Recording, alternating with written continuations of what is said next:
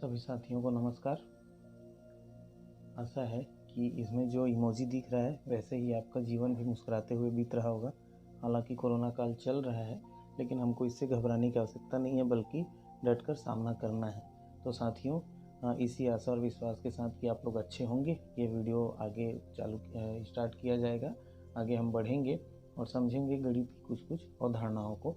लेकिन उसके पहले दोस्तों, इस चैनल को लाइक, शेयर और सब्सक्राइब जरूर करें, ताकि आप लोगों का प्यार हमको मिलता रहे और हम आपका हमेशा सहयोग करते रहें।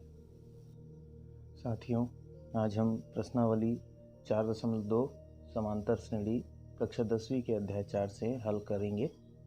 इसमें प्रश्न दिया है, 8वां प्रश्न हल करेंगे।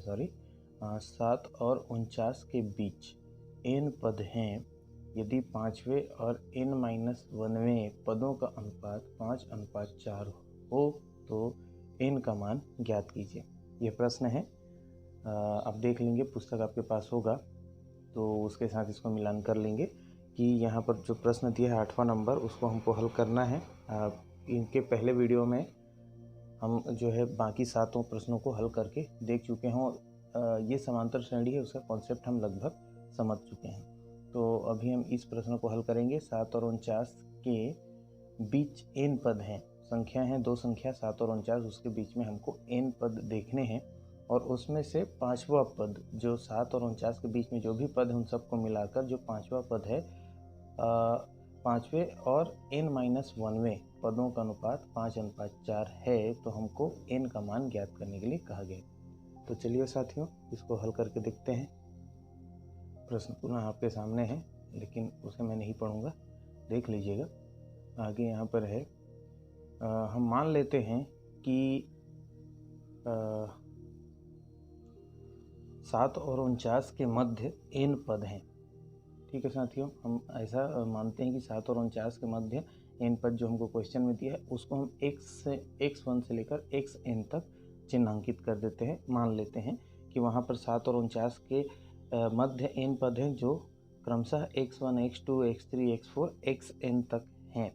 तो समांतर श्रेणी कुछ इस तरीके से हो जाएगी कि 7 और 49 के मध्य है, इसका मतलब 7 और 49 के मध्य में x1 से लेकर xn तक के पद हैं।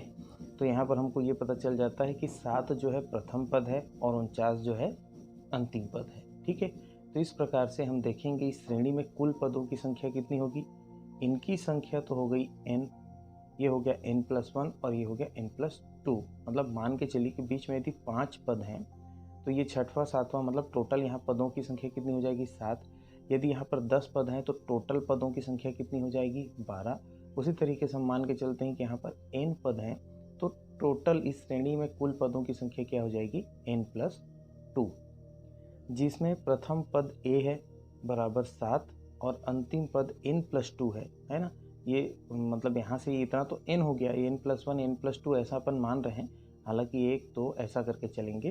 तो ये 49 हो गया, n+2वां पद है, और यही क्या है, इस पद का अंतिम पद भी है, तो 49 है। और माना कि श्रेणी का सर्वांतर, अब सर्वांतर हमको निकालना पड़ेगा। तो सर्वांतर हमारे पास क्या होगा, देखिए d है, हमने इसको सपोज कर लिया, मान लिया। अब हम देखते हैं कि n+2वां पद, तो ये nवां पद का सूत्र क्या होता है, tn equal to a n-1 into d. से हम देखेंगे कि यहाँ n की जगह n+2 रखेंगे, तो a + n+2-1 इंटू डी, ये हमारे पास सूत्र आएगा। अब इसमें हम मान रखते हैं, तो हमारा n+2वां पद क्या है, 49 है। प्रथम पद क्या है, 7 है। देखिए n+2-1 है, क्योंकि n की जगह पर हमने क्या रखा, n+2 रखा, तो इसलिए n+2 आएगा, और ये -1 है तो ये घट जाएगा और n+1 बचेगा, और यहाँ आ गया d। अब 7 को हम ट्रांसफ़र करेंगे साथियों, तो 49 ऋण 7 बराबर n+1 इंटू डी। तो यहाँ 49 में से 7 गया 42, और हमको d का मान ज्ञात करना है, तो n+1 को हम क्या करेंगे, पक्षांतर करेंगे। अब देखिए n+1 और d के मध्य कोई निशान नहीं है, मतलब कोई चिन्ह नहीं है, इसका मतलब है कि यहाँ पर गुणा हुआ है, तो गुणा को हम नीचे भेजेंगे, भाग हो जाएगा। तो d इक्वल टू हमको 42/n+1 या 42/n+1 मिलेगा। अच्छा, यहाँ एक बार फिर समझ लीजिए, tn+2 equal to a plus, यहाँ पर भी प्लस रहेगा, सूत्र में लिखना भूल गया था, A plus N plus two minus one into D. तो यहाँ टी एन इक्वल टू हमारे पास जो सूत्र है A N minus one into D में हम मान रखेंगे। तो एन की जगह पर एन प्लस टू रखा क्योंकि हमको एन प्लस टू पद पता है, तो इसलिए हमने यहाँ पर क्या रखा, एन प्लस टू रखा। ए सूत्र में हो गया और एन की जगह पर हमको क्या रखना है, एन प्लस टू रखना है क्योंकि ये एन प्लस टू पद है। तो एन की जगह पर हमने यहाँ भी एन प्लस टू रखा माइनस वन इंटू डी। अब टी एन प्लस टू मतलब एन प्लस टू पद 49 था, इसलिए इसकी जगह पर हमने क्या रखा 49 बराबर 7 धन n plus two minus one. देखिए दो धन है और एक जो है ऋण है, तो घट जाएगा एन प्लस वन हो जाएगा इंटू डी। अब यहाँ से आगे तो आपको समझ में आ गया होगा। डी का मान हमने निकाल लिया 42 अपॉन एन प्लस वन। अब इसके बाद आगे चलते हैं साथियों। आगे हमको दिखेगा आगे प्रश्नानुसार, प्रश्न में क्या कहा गया था, श्रेणी का पांचवा पद और श्रेणी का एन माइनस वनवा पद जो है 5:4 है या 5/4 है। तो इसको हमने लिख लिया और सूत्र के रूप में, या फिर इसको सही तरीके से लिखे तो पांचवा पद को हम T5 कहते हैं, ठीक है साथियों। और एन माइनस वनवा पद को हम क्या कहते हैं, एन माइनस वन। तो इसलिए T5 लिखा और टी एन माइनस वन लिखा और इसका अनुपात कितना है माना हमने 5:4 या 5/4। अब ये जो सूत्र है t n equal to a plus N minus one into d से पुनः हम क्या करेंगे, T5 और टी एन माइनस वन का मान रखेंगे, ठीक है रखते हैं। तो यहाँ पर T5 के लिए हो जाएगा A plus 5 minus one into D upon A plus T N minus one के लिए A plus N minus one into D equal to 5/4। अब मान रखते हैं, तो ए का मान हम पहले ही 7 निकाल चुके हैं प्रथम पद, और प्लस 5 में से एक गया 4 4D, और यहाँ ए प्लस देखिए एन माइनस वन है, 2 बार -1 आया है तो ये आपस में दोनों जुड़ जाएगा, हो जाएगा 2 और दोनों का निशान माइनस, इसलिए यहाँ पर हो जाएगा माइनस। तो n minus two into D equal to 5/4। अब यहाँ पर देखिए साथियों तिर्यक गुणा होगा 4 का इधर, तो 4 के साथ हो जाएगा 4 इंटू 7 प्लस 4D, और इधर इसका हो जाएगा तिर्यक गुणा हो जाएगा, हम पहले भी देख चुके हैं। 4 का गुणा होगा इस वाली संख्या से और 5 का गुणा होगा नीचे वाली संख्या से, और इस तरीके से यहाँ पर नया रूप हमको मिलेगा 4 into 7 plus 4D equal to 5, और ये आ जाएगा 7 plus N minus two into d. अब हम ब्रैकेट तोड़ते हैं, तो 4 का 7 से गुणा किए 28 हो गया, 4 का 4 से गुणा किए 16 हो गया। तो यहाँ 28 प्लस 16D हमको मिलेगा, और 5 का 7 से गुणा किए 35 हो गया। और n माइनस टू यहाँ पर था, 5 का हमने गुणा किया, चूँकि अंदर में हमने गुणा नहीं किया है तो बाहर में ही हमने क्या कर दिया 5 को यहाँ पर लिख दिया, तो 5n minus two into d. अब यहाँ पर लेते हैं, चूँकि हमको d का मान निकालना है तो हम क्या करते हैं, संख्या को एक तरफ और d को एक तरफ कर देते हैं। तो 28 यहाँ पर आ गया, 35 को हमने ट्रांसफ़र किया इधर आ गया, देख लीजिए 35 प्लस था इधर आके माइनस हो गया। यहाँ 5n minus two into D बचा था, हमने रख दिया है, और ये 16t ट्रांसफ़र होके इधर आया, तो ये प्लस था इधर आके क्या हो गया माइनस हो गया। अब देखिए साथियों 28 ऋण 35, 28 माइनस 35, तो यहाँ पर क्या बच जाएगा -7 बच जाएगा, क्योंकि ये प्लस और माइनस है, घटेगा ऑब्वियसली, तो यहाँ पर घटने से 7 आएगा, लेकिन ऋणात्मक संख्या बड़ी इसलिए यहाँ पर ऋण आ गया। वैसे ही यहाँ पर हम देखते हैं कि जैसा था उसको अभी वैसे ही लिखे हैं फिलहाल, लेकिन हम क्या कर सकते हैं कि डी दोनों जगह पर है, तो हमने क्या कर लिया कॉमन ले लिया। तो यहाँ क्या बचेगा 5n माइनस टू यहाँ बचा, और अंदर बचेगा -16। डी दोनों जगह था, हमने बाहर ले लिया, कॉमन ले लिया, तो अंदर को हल करना थोड़ा सा आसान हो जाएगा। अब देखिए यहाँ -7 हमने उतार लिया, डी जैसा था वैसे ही। अब 5 का n के साथ गुणा होगा 5n, 5 का 2 के साथ गुणा होगा 5 इंटू 2 10 हो गया, और -16।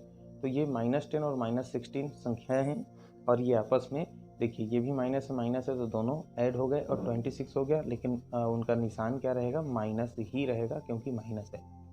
अब यहाँ पर है 5n माइनस 26। अब d का मान हमको निकालना है, लेकिन d का मान हम पहले ही निकाल चुके हैं, आपको याद होगा d equal to 42 upon n plus 1।